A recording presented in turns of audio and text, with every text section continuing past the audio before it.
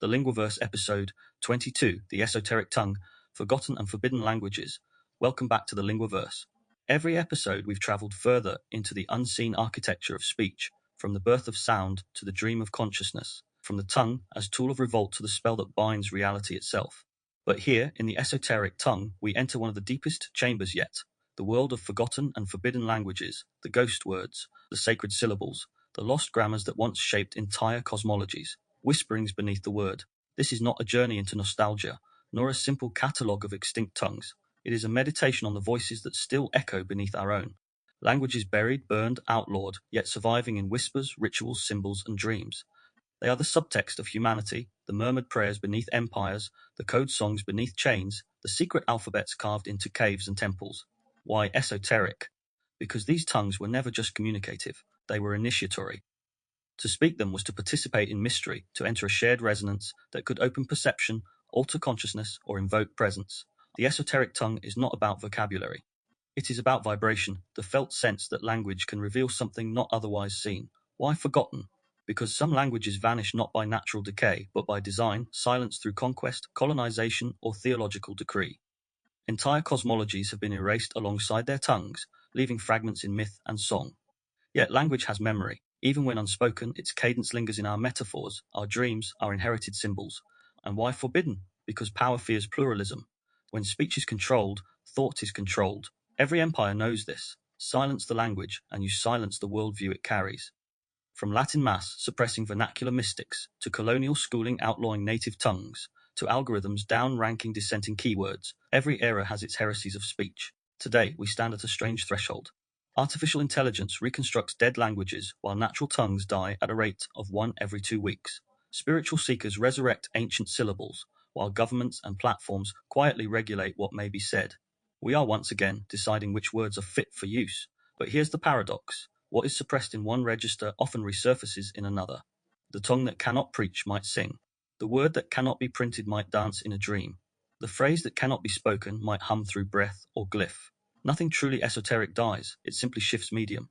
In this episode, we'll follow those shifts, from ancient Sumerian hymns to glossolalia in modern churches, from banned alphabets carved in prison walls to digital hieroglyphs in meme culture, from tongue spoken in trance to codes whispered in exile. We'll ask, what happens when a language is silenced? Does its spirit linger? Are there truths so potent they can only be told in secrecy, symbol, or song? And when we speak today, with every word monitored, marketed, and translated, are we still free to utter what is sacred, strange, or unspeakable? Like every journey in the Linguaverse, this one is both outward and inward, for each of us carries forgotten words within, syllables we abandoned as children, tones we swallowed to stay safe, dialects of joy or lament we've been taught to hide. As we explore lost tongues in history, we'll also touch the esoteric language of the soul, the inner lexicon of breath, image, and silence. So take a slow breath. Feel the weight of the words you know and the ghost of the ones you've lost. Let's descend together into the crypts of language and listen for the voices that still speak beneath our own. The archaeology of speech. There is a kind of archaeology that requires no shovel. You do it with the ear. You listen for strata in a single word, etymologies, echoes, migrations. Each syllable is a fossil. Each grammar is a geological layer of thought. To study lost languages is not to mourn them, but to uncover the bedrock of consciousness itself. The first disappearances languages die every day. Some with a whisper, some with a decree. UNESCO estimates that of the roughly 7,000 tongues spoken today, half will vanish within a century. Yet extinction here does not mean silence, it means transformation. When the last fluent speaker of a language passes, the words do not evaporate. They scatter into names, songs, gestures, accent, and worldview. Consider Latin, declared dead, yet pulsing in law, medicine, taxonomy, and theology. Or Sumerian, gone as a spoken language by 2000 BCE, yet still alive in cuneiform hymns, revived by scholars deciphering clay tablets millennia later. Or Cornish, once buried, now reborn in classrooms and folk songs. A language's death is rarely natural. It is often homicide, collateral damage of the empire. Rome Latinized Europe. The British Crown anglicized continents. Missionaries civilized by silencing indigenous tongues. Where armies marched, lexicons fell. Each loss is more than vocabulary. It is the collapse of an ontology, a way of perceiving time, nature, and relation. When a tongue dies, the cosmos it named flickers. In some Pacific languages, direction is absolute, north, south, east, west, not egocentric. Speakers navigate without compasses, orienting by sun and sea. Translate their world into English, and you amputate the sky. When we resurrect old languages, we don't just recover words, we retrieve worldviews. The archaeology of speech is an act of resurrection. Language as cosmology. In many ancient cultures, the word was not a tool, it was the fabric of reality. In the Sumerian myth, creation unfolds through naming. In Egyptian Heka, speech itself animates being. In the Vedas, vibration sabda is primordial. In Genesis, let there be light is not a metaphor, it is linguistic ontology, the word as world. To speak the esoteric tongue was to align with cosmic order. Priests, shamans, scribes, all were linguists of the sacred. To mispronounce a name was to misalign the heavens. This intertwining of language and cosmos survives in fragments, in mantras that vibrate the body, in sacred alphabets where letters mirror elements. The Hebrew aleph, Greek alpha, and Sanskrit a, the first breath. The unsounded syllable om, silence that contains all sound. Modern linguistics may dismiss these as mythic projections, but neuroscience nods in agreement. Tone alters emotion, rhythm entrains heartbeat, resonance shifts brainwaves. The ancients were not naive, they were embodied semioticians. Scripts of secrecy esoteric tongues often hid in plain sight, encoded in alphabets. The Enochian language, revealed to John Dee in angelic vision, combined Elizabethan English with sigils, aiming to speak with spirits. The Ogham script of the Celts carved letters into tree lines, each symbol a sound, a species, a spell. Runes, inscribed on stone and weapons, merged writing with warding, a language of fate and magic. These scripts were not merely ornamental. They demanded initiation. To read was to participate in power. To wield letters was to shape destiny. And when authority feared that power, it censored the script. Forbidden alphabets, Māori Empire's margins, from the suppression of hieroglyphs under Christian Rome to Soviet bans on spiritualist ciphers. Even today, digital platforms create their own esoteric alphabets, emojis, leet-speak, stylized glyphs, ways of saying what cannot be said aloud. The instinct to encrypt truth is ancient. The medium evolves, the impulse remains. The Tower and the Fall, every mythic tradition, contains a story of linguistic fracture, a moment when unity of speech dissolves into plurality. The Tower of Babel, the sundering of tongues, is both a curse and a catalyst. Diversity of language is depicted as divine punishment, yet it is also the seed of culture, differentiation, and creativity. In esoteric readings, Babel is not tragedy but initiation. The single sacred tongue shatters so that humanity may learn multiplicity, to mirror the cosmos in countless dialects. The task of the seeker is not to restore uniformity, but to hear harmony in diversity. Today, our global lingua francas, English, Mandarin, and digital code, threaten to reverse Babel. But what is lost when the world speaks one corporate tongue? Efficiency, yes, but perhaps also mystery. Personal reflection, my own lost tongues. There are words I once knew, not in lexicon, but in feeling. The language of childhood wonder, of instinctive prayer, of silent communion with the world before it was named. Growing up, some of those tongues were schooled out of me, replaced with grammar, performance, and restraint. As I matured, studied, wrote, and spoke, I found myself haunted by these earlier dialects, the way my body once hummed truth before I could articulate it. Writing the Inversiverse, the unfiltered human on the fringe, the body knows, and the Linguaverse, each has been, in its own way, an archaeology of self. Digging beneath rhetoric to unearth the forgotten idioms of soul and sensation. We all carry these inner ruins, the wordless knowing we abandon in pursuit of fluency, the accents we flatten to fit in, the metaphors we inherit, unexamined, from those who spoke before us. To study forgotten tongues outside is to remember the ones within. The ethics of resurrection, to revive a language, is sacred work but not neutral. Who resurrects it, and why matters. Academic reconstruction risks museumification, words pinned like butterflies, lifeless in grammar charts. True revival requires breath, community, ritual, and need. The Maori reclaimed Te Reo, not through textbooks, but through immersion schools, songs, and ceremonies. Hebrew was reborn as a living language because people dreamed in it again. We can learn from this. To keep a language alive, we must speak it where it matters, at the table, in the cradle, in moments of love and fear. A tongue survives not in archives, but in mouths. Reflection prompt. Take a moment now. Close your eyes. Recall a phrase, a lullaby, a saying, a word from your ancestry, your childhood, or a place you've travelled. Speak it softly. Notice what stirs, memory, scent, image. Ask yourself, what worldview does this word carry? What emotion lives in its sound? What part of me wakes when I speak it? These questions are the first steps of linguistic archaeology, not to dig into the earth, but into the strata of the self. Activity, the word beneath the word, choose one word you use daily, something ordinary, home, love, work. Trace its etymology. Where did it come from? What did it mean centuries ago? Now ask, does that ancient root still echo in how you feel when you say it? Language is layered like soil. Every syllable is a sediment of story. To speak consciously is to remember what you stand upon. The forbidden word, every era has its heresies of speech. Every empire has its lexicon of danger. Every generation, some words must not be uttered. To trace the forbidden word is to map fear, not the fear of syllables themselves, but of what they unveil. Because every taboo, every ban, every silence enforced upon the tongue reveals what power cannot afford to hear. In this part, we'll descend into the chambers of censorship, not just as a political mechanism, but as psychic architecture. We'll look at what happens when authority tries to fix the meaning of words, when institutions decide which interpretations are safe, and when curiosity itself becomes an act of rebellion. But first, we must ask, why forbid words at all? The grammar of control language is never neutral. It is a map of what may be thought, and by extension, what may be questioned. To forbid a word is to close a door in the mind. To police a phrase is to redraw the perimeter of permissible thought. Michel Foucault once wrote that every society produces regimes of truth, systems that define what can be said, by whom, and in which tone. These regimes are not maintained solely by soldiers or laws, but by grammars, the subtle rules of discourse that make some statements legible and others unspeakable. In the medieval church, theology was patrolled by Latin, a language few outside the clergy could read. In colonial empires, proper English became a filter for civilization, an accent as a passport. In today's algorithmic empire, forbidden words are not burned but buried, demoted by invisible scripts, shadow banned, flagged, or demonetized. The mechanisms evolve, the aim does not. To narrow speech is to domesticate thought. Sacred taboo. When words become fire in some cultures, the forbidden word is sacred, too potent for common use. The unspeakable name of God in Hebrew, the Tetragrammaton, uttered only by priests in the Holy of Holies. The secret mantras of tantric lineages, whispered from guru to disciple. Here, censorship is not oppression but reverence. The word is withheld not from fear of dissent, but from awe at its power. In these traditions, silence is stewardship. Yet even this sacred caution reveals a deep truth. Language shapes reality. To utter a word is to invite its essence. The esoteric practitioner asks, is the vessel ready for the current it calls? But what begins as reverence often curdles into control. When priestly castes monopolize the sacred tongue, mystery becomes hierarchy. When reverence turns to restriction, silence becomes property, and the divine word becomes the password of the few. Profane taboo. Policing the unsayable in modern societies, forbidden words tend to cluster around the body, belief, and power. Swear words once named sacred things, oaths invoking God, curses calling upon damnation.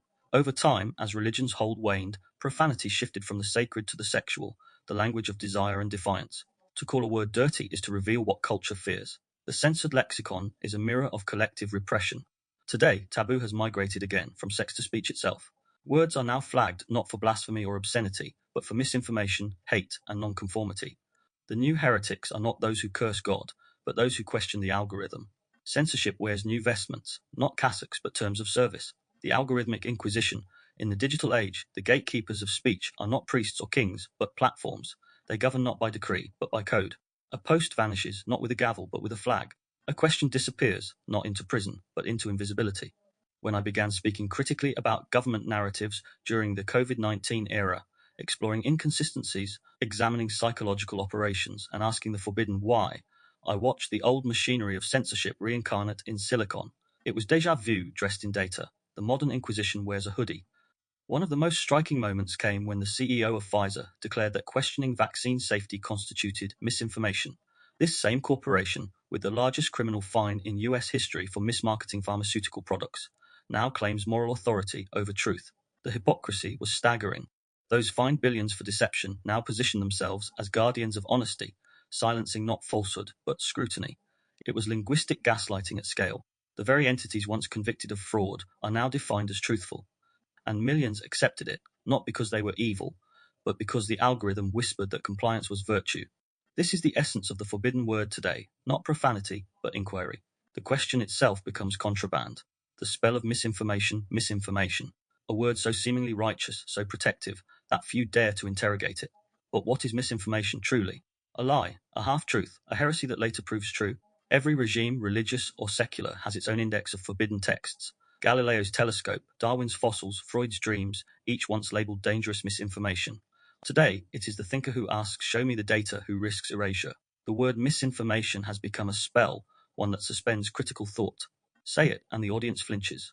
No evidence required, no dialogue invited. The label itself becomes a closure device, a linguistic padlock. In medieval Europe, excommunication severed a soul from salvation. In digital modernity, deplatforming severs a voice from visibility. The ritual differs, the outcome rhymes. The double bind of obedience. When truth is declared rather than discovered, language ossifies. We begin to speak not to explore, but to conform. The forbidden word lurks not outside us, but within, in the tremor before we speak honestly. For years, I tempered my voice. I knew what I felt, what I saw, the cognitive dissonance between broadcast narratives and lived experience, but I lacked the grammar to express it safely. My nervous system registered the lie long before my lips dared name it. This is how censorship colonizes the body. The jaw tightens, the breath shortens, speech contracts. We begin to self-edit, not from law, but from learned fear. Only later, as I reclaimed my voice through the Inversiverse, did I see the pattern, obedience masquerading as civility. My revolt was not only against governments or corporations, it was against the silence they had planted within me. The forbidden word is often the most necessary one. Historical echoes. When speech was treason, history hums with echoes of forbidden tongues. Socrates, executed for corrupting the youth, his crime, asking questions. Giordano Bruno was burned for suggesting the universe was infinite. Galileo, imprisoned for saying the earth moves. Rosa Luxemburg, silenced for calling the empire to account. The pattern is ancient. The more transformative a truth, the more violently it is opposed. Every forbidden word is a prophecy in exile. What was once heresy often becomes heritage. Psychological rebellion. Metaphor is camouflage. When direct speech is banned, creativity becomes a shield. Under tyrannies, poets encode critique in allegory. Musicians hide messages in rhythm. Mystics smuggle wisdom through parable. The slave spiritual follow the drinking gourd, disguised an escape route in song. Soviet writers cloaked dissent in satire. Queer communities evolved coded slang to recognize each other under persecution. Every silenced group develops its esoteric lexicon, words whose surface meaning conceals a shared knowing. This is resistance through resonance. Even today, memes act as modern hieroglyphs, compressed metaphors transmitting subtext beyond censorship's comprehension. The internet, for all its surveillance, still hums with coded laughter. Reflection. My work as counterspell. Looking back, I see the Inversiverse, unfiltered human on the fringe. The body knows. My inner child was broken, as linguistic acts of protest, cheat codes against conditioning. I realized language itself could be the tool of liberation. By revealing the spell, you weaken it. By naming manipulation, you reclaim agency. Each script, each sentence became an act of counter-sorcery, not to destroy, but to illuminate, to say aloud what others only sensed, to show that courage can be grammatical. The forbidden future. The forbidden word of tomorrow may not be political, it may be emotional. As AI-generated speech floods discourse, an authentic human voice, trembling, nuanced, and unscripted, may itself become subversive. Already, the algorithm prefers certainty over subtlety, outrage over wonder. The next act of rebellion may be hesitation, the pause before reply. When every word is tracked, silence becomes sanctuary. When every opinion is priced, sincerity becomes resistance. The esoteric tongue of the future might not be ancient Sumerian, but unmonetized truth. Reflection prompt. Take a moment to ask, what words have you swallowed to stay safe? What truths tremble on your tongue? What might happen if you spoke them, not in rage, but in calm clarity? Censorship thrives on a binary. Speak and be punished, or stay silent and stay safe. But there is a third path: to speak with consciousness, to wield words as mirrors, not weapons. When you speak from integrity, no platform can fully erase you. The resonance lingers. Practice. The unspeakable word exercise. Write down a word or phrase you feared to say, personally, socially, or politically. Sit with it, whisper it softly. Notice your body's response, breath, pulse, and emotion. Now ask, what power does this word hold? Is it dangerous or simply alive? The forbidden word often hides the medicine we most need, tongues of ecstasy and revelation. There comes a point in any exploration of forbidden language when silence fractures into song, when the repressed returns not as rebellion, but as rapture, when the unsayable bursts from the chest, not as argument, but as utterance, syllables unchained from grammar, pure resonance shaped by awe. This is the domain of glossolalia, of ecstatic speech, of tongues that transcend the rational mind. It is here, at the edge of comprehension, that language becomes both wound and window, a trembling bridge between consciousness and the infinite. Because when censorship forbids the word, the body finds another way to speak. The untranslatable voice across civilizations, there have always been languages of revelation, tongues reserved for the sacred, the ineffable, the encounter with the divine. The ancient prophets of Israel cried out in ecstatic speech. Vedic seers sang mantras whose meaning was less cognitive than vibrational. Shamans in Siberia and the Amazonic ayahuasqueros chanted in tongues said to be taught by spirits. The Pentecostal revivalists of early 20th century America broke into glossolalia, trembling under what they called the Holy Spirit. To the outsider, it sounds like chaos, but to the one immersed, it feels like clarity, a knowing beyond words. Neuroscientific studies, such as those conducted by Newberg et al. 2006 at the University of Pennsylvania, reveal something striking. During glossolalia, activity in the language-producing regions of the brain decreases, while areas linked to emotional integration and self-transcendence light up. In other words, when we speak in tongues, the part of us that controls meaning yields to the part that experiences meaning. The tongue becomes a tuning fork, the voice an instrument of surrender. And perhaps this is what the esoteric has always known, that when language fails, sound still speaks. When the body speaks first long before the mind forms a word, the body already knows. A tightening in the gut, a shiver across the skin, a quickened pulse at truth unspoken. In trauma work, this is called somatic intelligence, the nervous system's capacity to register meaning before the cortex can articulate it. In mysticism, it's described as gnosis, a knowing that bypasses analysis. For much of my own journey, I mistook silence for ignorance. I thought if I could not name a thing, I could not know it. But during that pivotal awakening, that stillness when something like a portal opened in my mind, I realized the knowing was already there, humming beneath the surface. Words, I saw, were scaffolds built after the revelation, attempts to map what the body had already lived. This insight became the foundation for the body knows, the recognition that meaning is not born in vocabulary, but in vibration. Every word we speak is a residue of sensation, a fossil of feeling. In that light, glossolalia isn't nonsense. It's pre-verbal truth, the nervous system's native tongue. Glossolalia and the grammar of surrender. In most forms of ecstatic utterance, syntax dissolves. Words tumble not in sequence, but in spiral, sound looping back on itself, vowels stretching like breath across the threshold. Linguists like William Samarine, who studied glossolalia in Pentecostal communities, observed that though these utterances resemble language, with rhythm, intonation, segmentation, they are not structured according to any known grammar. And yet, participants often report profound understanding, not semantic but spiritual. Meaning here is felt rather than decoded. It's a reminder that communication is more than code. It is co-regulation, bodies syncing across the invisible field. When a mother hums to her child, when a lover whispers without words, when a crowd sings in unison, something passes that no dictionary can define. The sacred tongue is less about what is said and more about what is shared.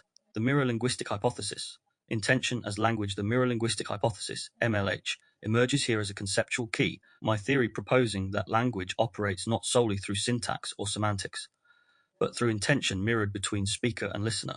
Drawing on mirror neuron research, Rizzolatti et al. 1996, and subsequent studies on empathic resonance, MLH suggests that when we speak, we transmit not just data, but direction, our physiological and emotional state encoded in tone, rhythm, and timing.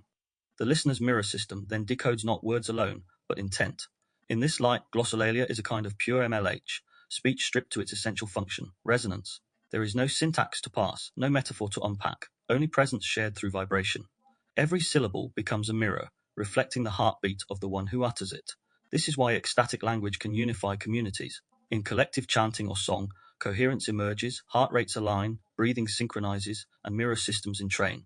The boundary between I and we blurs. The self dissolves into sound. In those moments, the word is not a weapon or a wall, it is a wave. Nervous system language. Regulation as revelation. If MLH is the mirror, nervous system language, NSL, is the breath that fogs it. The living practice of speaking from regulation, awareness, and embodied truth.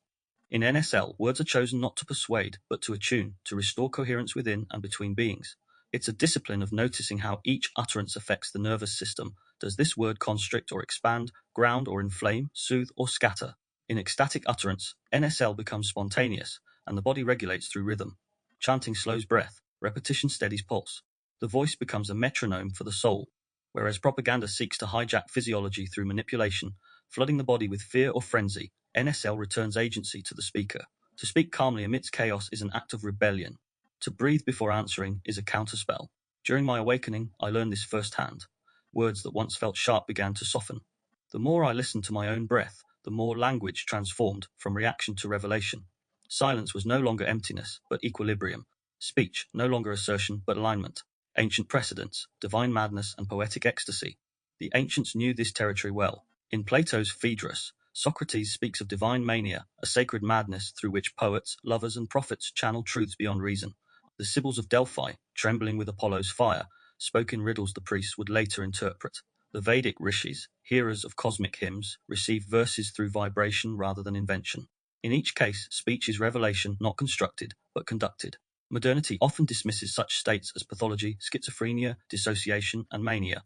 Yet emerging research into flow states, Csikszentmihalyi, 1990, Transpersonal Psychology and Heart-Brain Coherence, McCraty, HeartMath Institute, suggests these experiences might represent not breakdown, but breakthrough, transient hypofrontality, allowing access to deeper integrative patterns. In those altered grammars, syntax bows to synchronicity. Meaning is not built, it arrives. Dreams, symbols, and the tongue of the psyche, This ecstatic register is not confined to ritual or trance. We speak it nightly in dreams. Dreams, as we explored before, are the psyche's theatre, their grammar surreal, their lexicon symbolic. They reveal the unconscious as a poet, condensing, displacing, punning. The dream's language, like Glossolalia, is polysemous, shimmering with layers. When you awaken from a vivid dream and struggle to articulate it, that friction is holy. It's the clash between two codes, the imaginal and the literal. In translation, something is always lost. But something is also found, the reminder that not all meaning can be spoken, yet all meaning seeks expression. Glossolalia, dreams, poetry, these are tributaries of the same river, flowing from a source beyond the grasp of grammar. The body, as Oracle in the Body knows, I explored how sensation precedes articulation, how the nervous system whispers truth the tongue has yet to name. Consider this. When you sense danger, your gut tightens before words arise. When you feel love, your chest opens and your breath deepens. These are not metaphors, they are biological communications. To live attuned to these signals is to become multilingual, fluent in the somatic, the symbolic, the sonic. The mystic does not need translation. They listen to the tremor beneath the sentence. In Glossolalia, this becomes audible. The tremor is the text. The shaking, sighing, shivering, they are grammar in motion, syntax of surrender. The rationalist may call it nonsense, but the body recognizes its own speech. Personal reflection, the portal of stillness. There was a moment, still crystalline, when I realized I didn't need to force understanding. In meditation, the mind grew quiet, and something vast stirred. It wasn't a voice, not in any language I knew. More like a field, a vibration threading through everything. And as I sat within it, visions unfolded, not dictated, but downloaded, as though I were remembering rather than learning. In the days that followed, new words began arriving, insights, metaphors, frameworks. They weren't inventions. They were interpretations, linguistic crystallizations of that silent knowing. This is what I believe happens in all genuine revelation.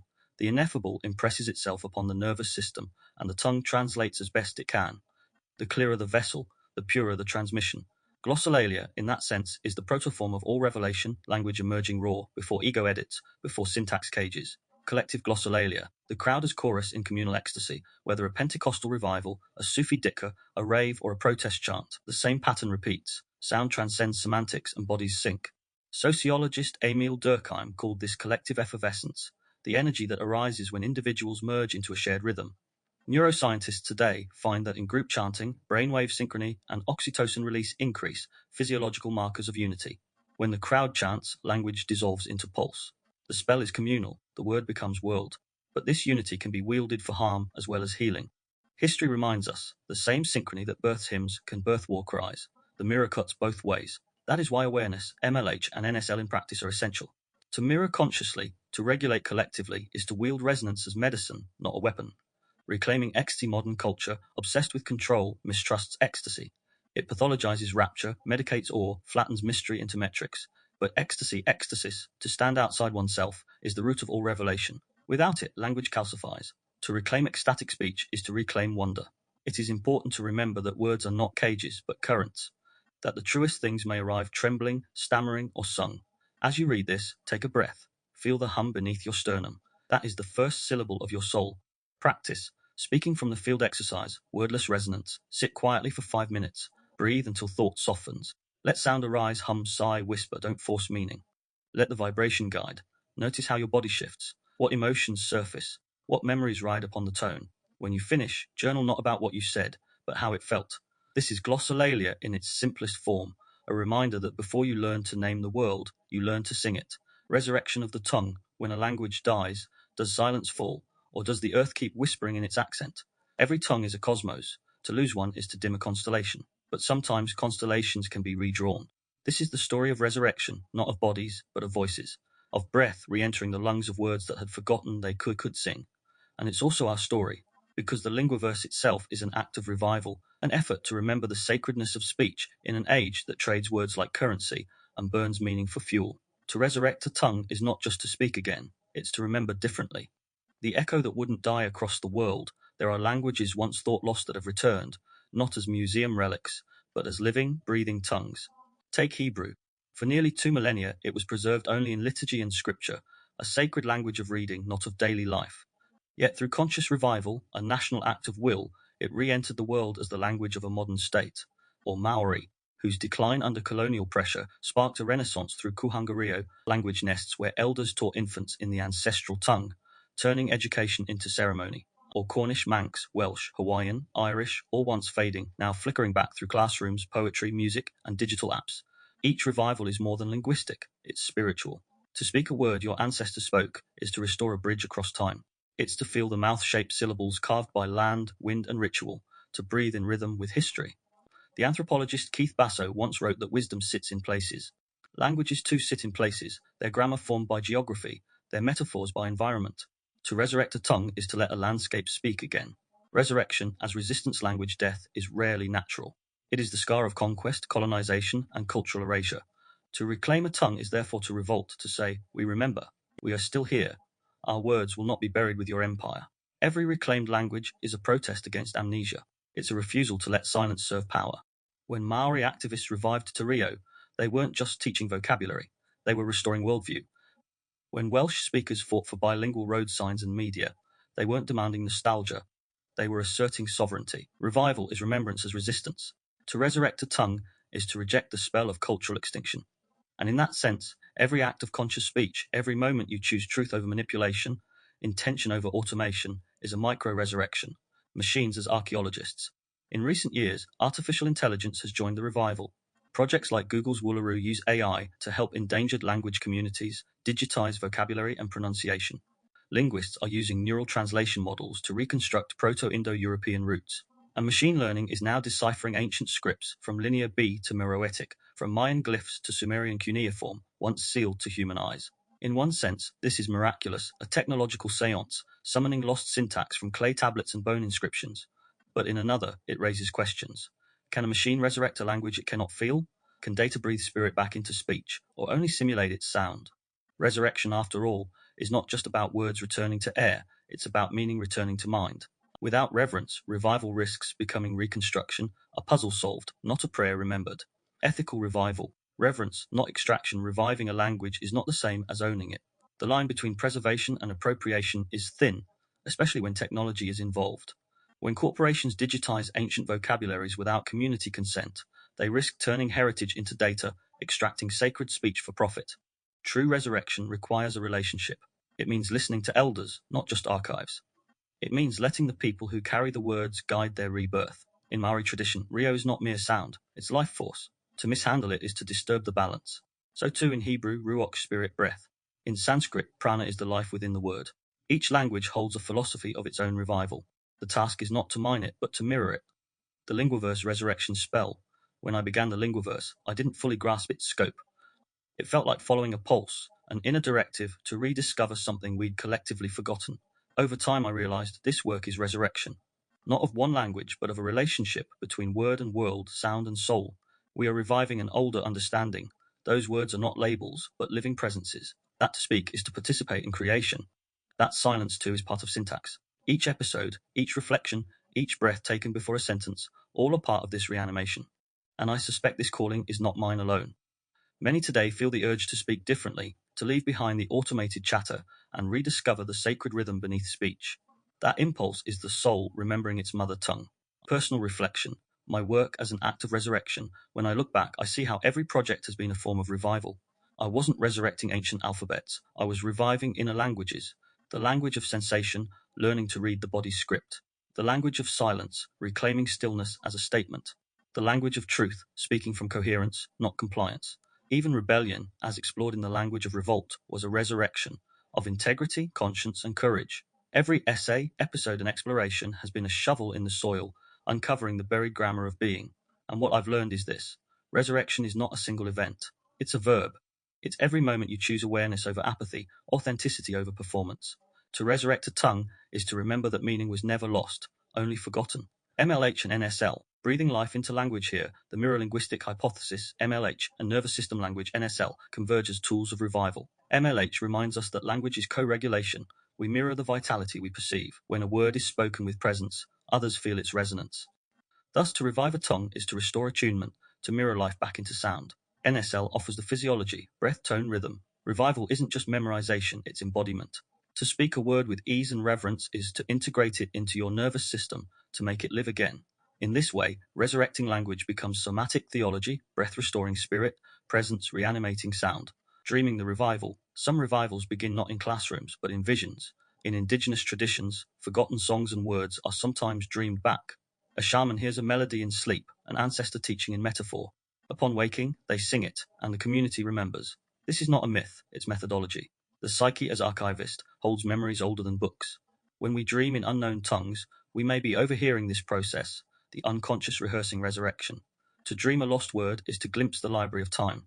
Creative revival, word as relic, to create a new word from old roots is to practice resurrection personally. Each invented term is a bridge, connecting the wisdom of antiquity to the needs of now. For example, reverology, the study of reverent speech. Authentic, language aligned with inner truth. Lexilience, resilience through words that heal. These neologisms are not vanity, they're vitality. They let the psyche coin currency for meanings modernity forgot. You too can craft such relics, breathing intention into phoneme and form. Activity, create your living relic. 1. Choose a root, find an ancient word that speaks to you. Latin, Greek, Sanskrit, Gaelic, Māori, etc. 2. Feel its essence, what vibration, image or value does it hold? 3. Combine or modify, merge it with a modern word, or reshape it into a new form. 4. Name its meaning, write a short definition, describing what restores or reminds you of. 5. Speak it aloud, let your body register the sound. Notice what shifts. This is philology as prayer. You are not merely creating vocabulary, you're reviving vibration. Resurrection in the end is not about nostalgia. It's about continuity, ensuring that the thread of meaning remains unbroken. Languages are like rivers. They may go underground, vanish for a while, but they resurface where there is listening. And every time we speak with awareness, every time we honor breath, tone, and truth, we keep that river flowing. To resurrect a tongue is to remember, words were never ours alone. They are borrowed breath, ancient, shared, alive. The inner lexicon of light.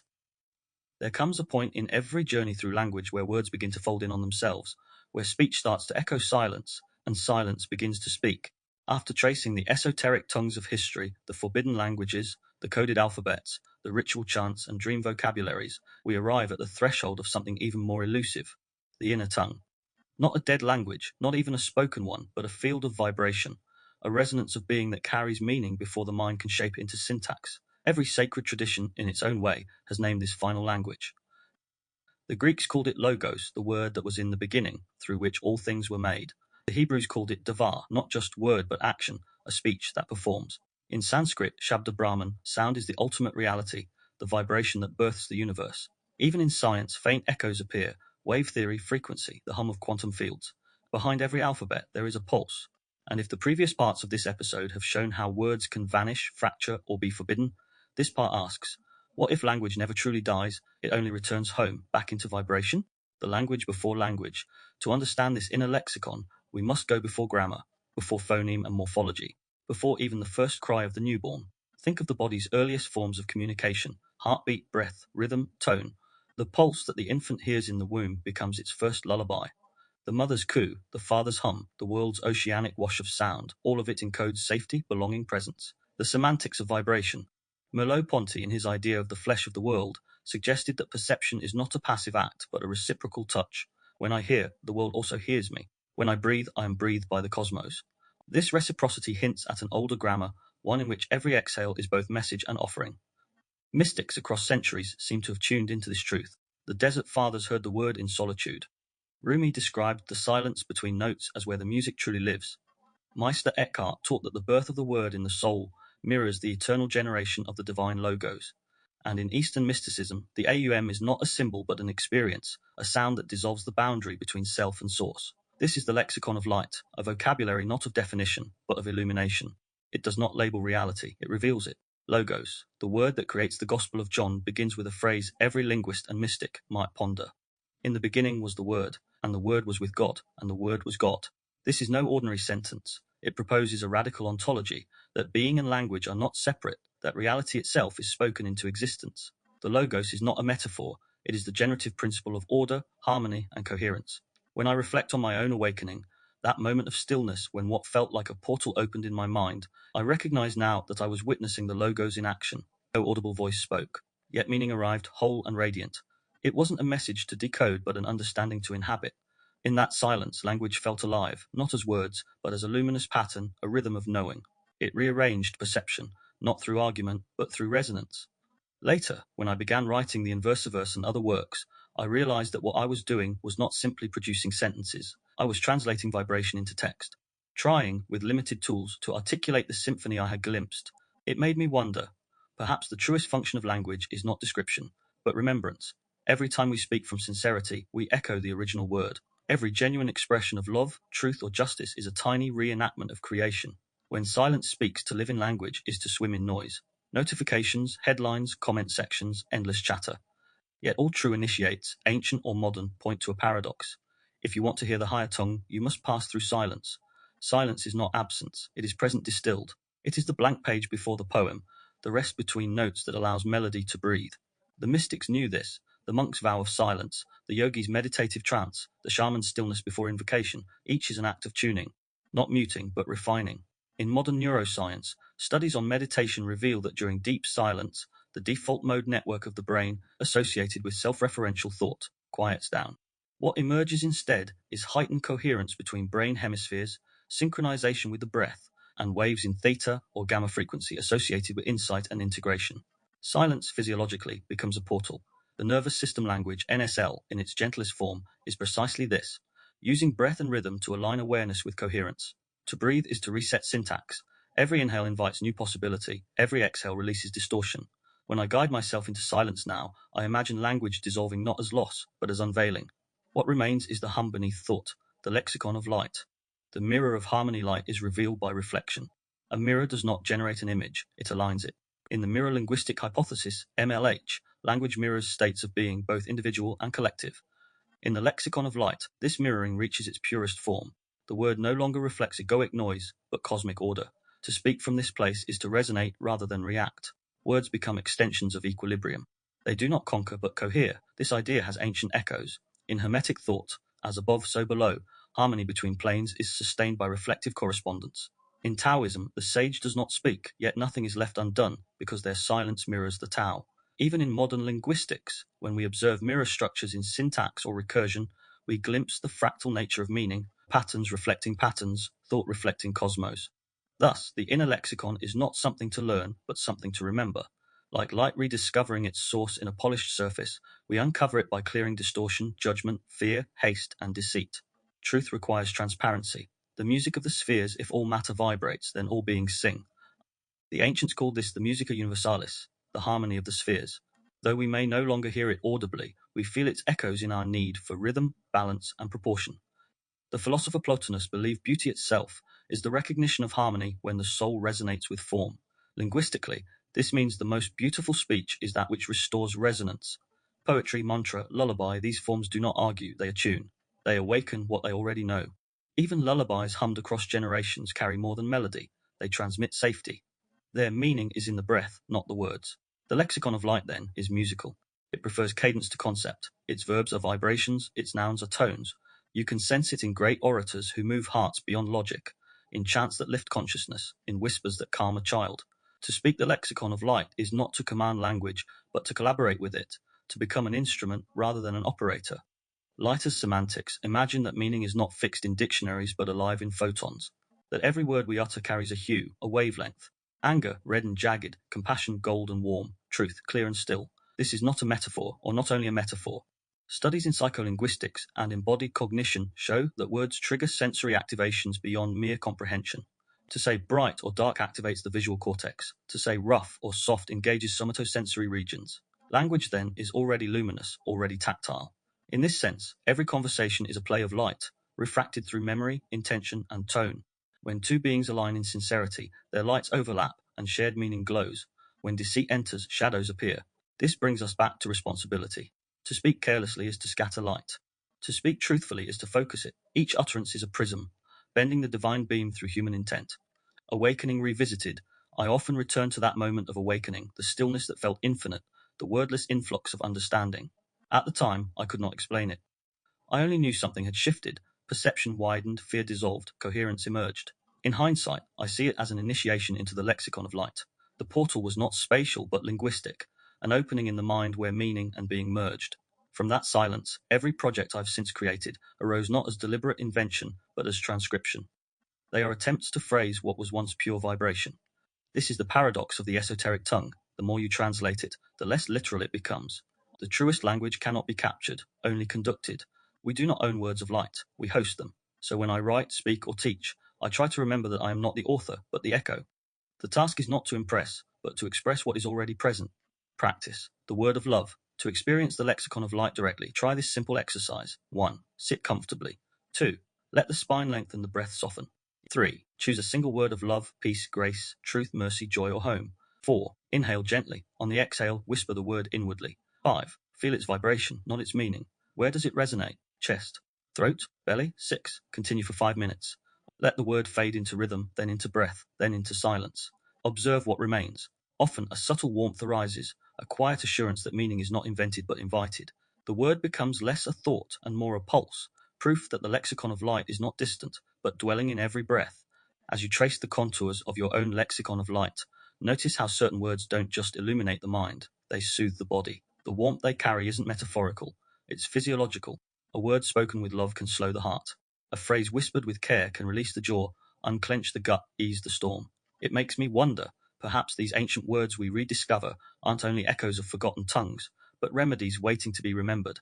Maybe the lexicon of light is the first medicine, a healing code we've buried beneath jargon and noise.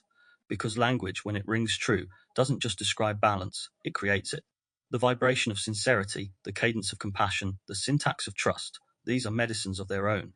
Before the first salve, before the first herb, there was the word. Blessing, prayer, lullaby, chant. And so, as we close this chapter, we step toward a new inquiry, a new conversation between word and wound. If words can awaken, can they also mend? If silence can cleanse perception, can speech realign the flesh? If language can fracture, can it also fuse what was broken? That's where we'll journey next, into the curative grammar of being, the poetry of repair, the science of suggestion. Welcome to our next exploration. Episode 23, The Language of Healing, Words that Mend Flesh and Spirit. Narrative medicine, reframing, and how metaphor shifts biology. Ritual chants in shamanism, the neuroscience of affirmation and suggestion. Can words realign the body as well as the psyche? Until next time, stay listening to what the silence remembers, and let your words be the salve that the soul can feel. You've been listening to the Linguaverse. I'm James Miller.